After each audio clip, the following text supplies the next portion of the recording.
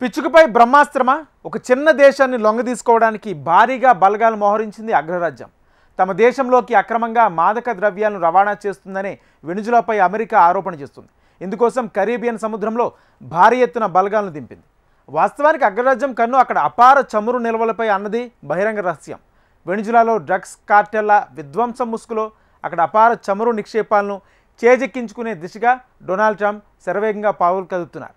ఈ దాడిని వెనిజులా ఏమాత్రం తట్టుకోలేనిది వాస్తవం. ప్రపంచమంతా ఈ పరిణామాలను ఉత్కంఠగా చూస్తుంది. పశ్చిమాసియాలో, యూరోప్లో 2 ప్రధాన యుద్ధాలు ఇంకా కొనసాగుతూనే ఉండగా లాటిన్ అమెరికాలో యుద్ధ మేఘాలు కమ్ముకుంటున్నాయి. 7 యుద్ధాలను ఆపినట్లు పదే పదే చెప్పుకునే అమెరికా అధ్యక్షుడు డొనాల్డ్ ట్రంప్ ఇప్పుడు తానే స్వయంగా యుద్ధానికి తెరతీస్తున్నారు. తమకు చిరకాలంగా కొరకరాని కొయ్యగా మారిన పొరుగుదేశం వెనిజులాపై అమెరికా అధ్యక్షుని కన్నుపడింది. మాదక ద్రవ్యాలను తమ దేశంలోకి అక్రమంగా సరఫరా చేస్తున్న వెనిజులా డ్రగ్స్ ముఠాల ధ్వంసానికి సైనిక చర్యకు వెనకాడబోమని ట్రంప్ ఇటీవల ప్రకటించారు. అన్నట్టుగానే వెనిజులాను సముద్ర మార్గాన చుట్టుముట్టాల్సిందిగా నేవీని ఆదేశించారు. కరేబియన్ సముద్రంలో భారీ యుద్ధ నౌకలు, జలాంతర్గాములు, అత్యాధునిక ఫైటర్ జెట్లను, భారీ క్షిపణుల్ని మోహరించారు. ట్రంప్ ఆదేశాలు ఇవ్వటమే ఆలస్యం, విరుచుకుపడేందుకు కాచు కూర్చుని ఉన్నాయి. దీంతో కరేబియన్ జలాలపై యుద్ధ మేఘాలు కమ్ముకున్నాయి. ఏ క్షణమైనా అమెరికా దళాలు వెనిజులాలోకి చొరబడొచ్చని తెలుస్తోంది. 8 యుద్ధ నౌకలు, 10 యుద్ధ విమానాలు సిద్ధంగా ఉన్నాయి. మాదక ద్రవ్యాల ముఠాలపై యుద్ధం పేరుతో అగ్రరాజ్యం 8 వార్షిప్లను అక్కడికి పంపింది.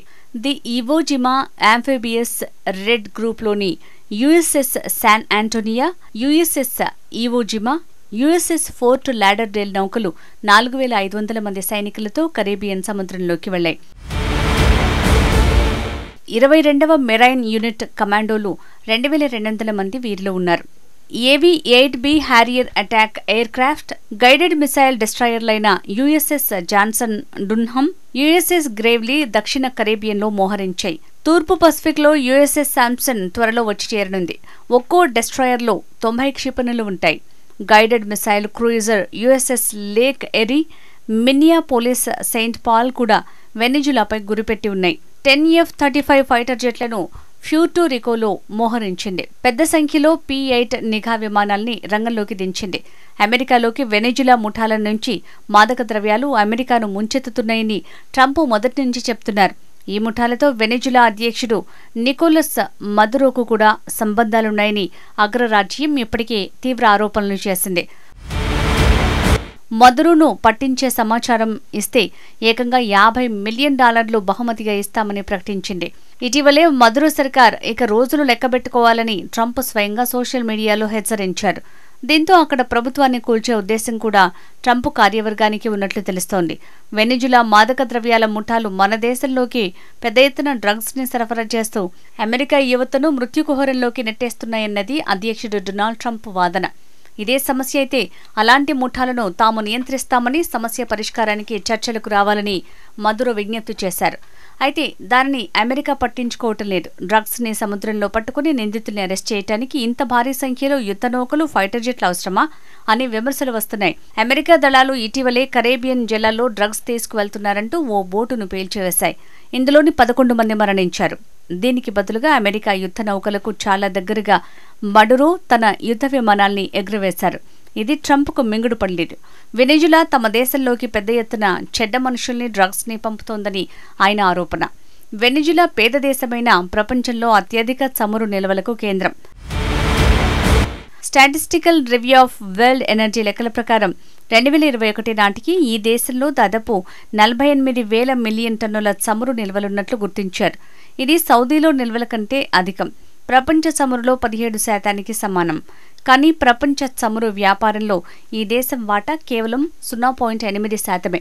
అయితే అమెరికా అక్కడి ప్రభుత్వ రంగ కంపెనీ పెట్రోలియస్ డే వెనిజులా ఎస్ఏపై కఠిన ఆంక్షల వల్ల వాటిని వెలికితీయటం సాధ్యపడటం లేదు. కెనడా, యూరోప్ యూనియన్ తదితర దేశాలు కలిసి వెనిజులా మీద 350 ఆంక్షలు విధించాయి.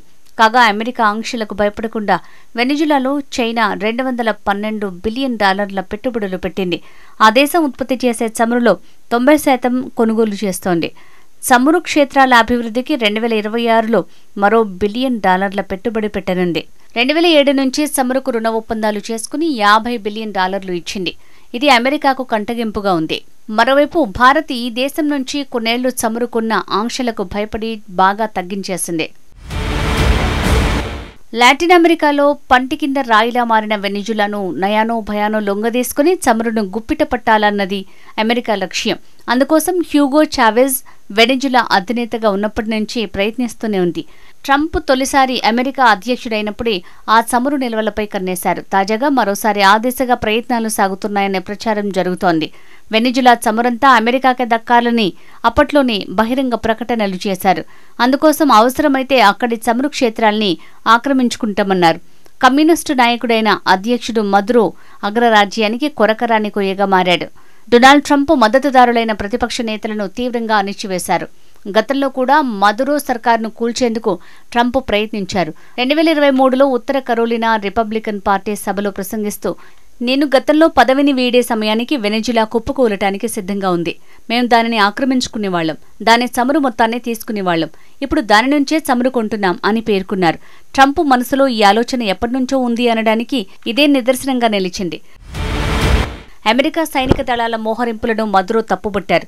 గత 100 ఏళ్లలో తమ దేశం ఎదుర్కొన్న అతిపెద్ద ముప్పుగా దాన్ని అభివర్ణించారు. 8 నౌకల్లో 1200 క్షిపణుల్ని తమపై గురిపెట్టారని ఆరోపించారు. అమెరికా దాడిని వెనిజులా ఎంతవరకు తట్టుకోగలదు అనేది అనుమానమే.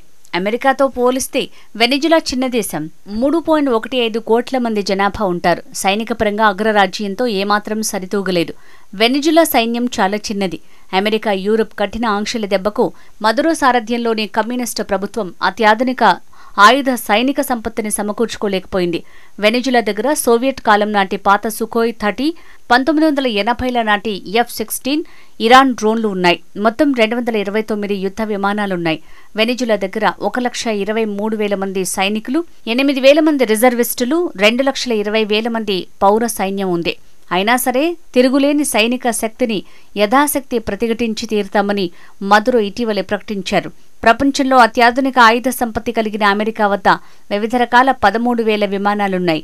అమెరికాతో పోరు కోసం 50 లక్షల మంది పౌరుల్ని సిద్ధం చేస్తామంటూ మదురో ఇటీవలే ప్రకటించారు. కానీ ఇది సాధ్యమయ్యే పని కాదు. చైనా, రష్యాతో సన్నిహిత సంబంధాలున్నా భౌగోళికంగా దూరంగా ఉండటంతో అవి ఎంతవరకు వెనిజులాను ఆదుకుంటాయో చెప్పలేని పరిస్థితి.